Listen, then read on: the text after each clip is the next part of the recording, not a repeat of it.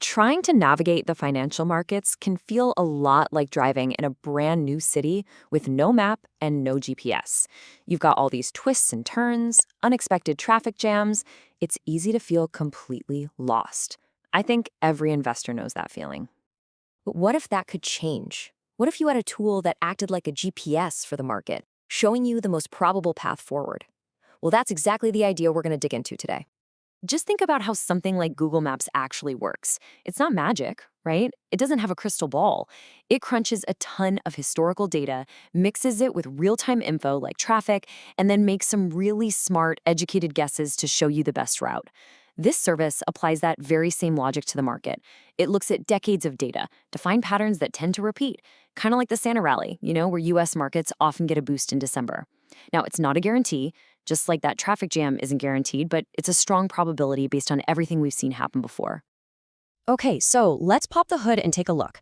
How does a service like this actually turn that GPS idea into something that analyzes the market? At its absolute core, the main job here is surprisingly simple. It follows the money. The entire system is built to systematically track where money is coming from, who's creating it, and where it's flowing through the whole economy.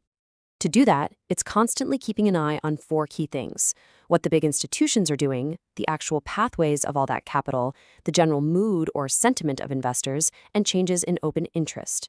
That last one is just a way of seeing how many contracts are open, which shows how much money is betting on a certain direction.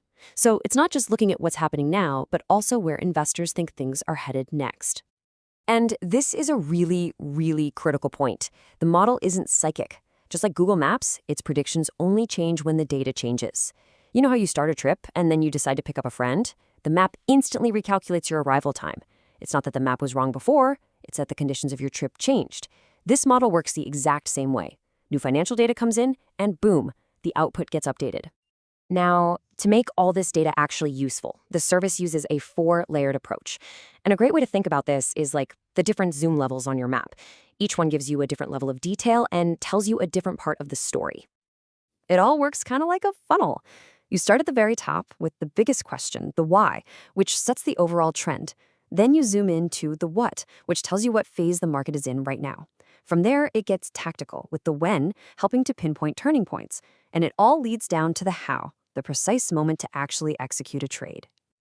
So let's start at that highest level, the long-term model. This is your satellite view, your 30,000-foot perspective. It looks out over a 3 to 12-month horizon, and its whole job is to set the big picture strategic direction. Are we generally in an uptrend, a downtrend, or just going sideways? And really, this is the key takeaway for this level. It defines your macro view, or your bias. It basically answers the question, should I be swimming with the current or fighting against it?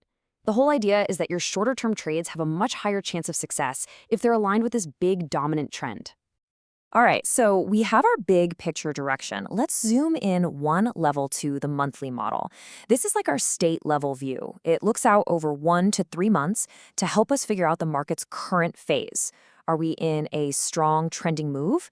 Are we in a pullback? Or is a reversal potentially on the horizon? And this is where the model gets super practical. Having this phase clarity is what helps you avoid those classic emotional mistakes, like getting swept up in the hype and buying right at the very peak, or panicking and trying to short a market way too early. It's all about giving you the context you need for better timing.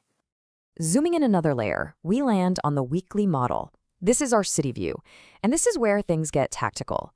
Looking at a 7 to 29-day window, its main purpose is to help manage risk by flagging potential turning points, especially when the market might be getting close to a bottom or a top. So this is where that broad strategy starts to become a specific, actionable plan. The weekly model gives you the signals for when you should probably be a bit more cautious, protect your positions, or maybe get ready to pounce on the next big move. And finally, we get all the way down to the street level with the daily model. This is your turn-by-turn navigation. It's all about one thing: precision. Finding those ideal moments to get into the market, add to a winning position, or just as importantly, take your profits. So you can really see how it all funnels down to this one point. The daily model is that final step. It's where all that high-level big-picture thinking gets translated into a concrete trade with very clear parameters for getting in and getting out. But of course, no Mac is perfect. It's just as important to understand a tool's limitations as it is to understand its strengths. And you shouldn't think of these as bugs. They're really just features of how different kinds of data behave.